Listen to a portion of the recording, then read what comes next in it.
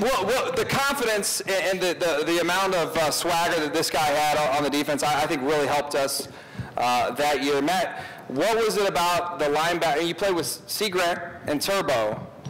I mean, you guys all were ballers. But it was, I feel like it was just the amount of confidence that you guys had. Talk about that. Well, yes, it absolutely was. And I think a lot of that confidence came from you know, Tim and that defensive front, and you know, that did their job in front of us. You'd be surprised the number of times all those highlights that you see of either myself, C, or Robert Reynolds making plays, running free, is because there are two guys hanging on Tim Anderson and Darian Scott and Will Smith and Kenny Peterson. So our front four was the best front four in college football that year.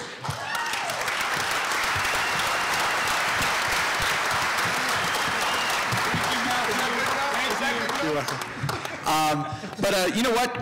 It comes a lot, and I think that a lot of the swagger that we had, you know, stems from our head coach. You know, he expected greatness from us, and also too, to give, you know, Mike Doss a shout out, is because you know, I was pleading and begging Mike Doss to return. Because I knew, you know, him and I were one of 3 guys in our recruiting class that actually were true freshmen, or that played as true freshmen, and I wanted him to be around for something special. And again, as Coach Tressel alluded to, that, you know, 7-5 just didn't cut it. You know we can go 0-11 and beat Michigan, and you all will be satisfied. But there was so much more, and I think that swagger, again, came from Coach Tressel. The winner's manual, you know, watching the prior Michigan games from years past, you know, throughout the summer to prep us for what that game meant.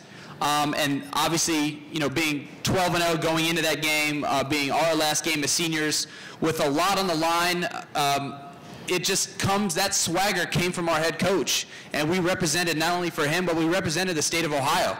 And we played with pride, and we played, you know, our best football when it mattered most.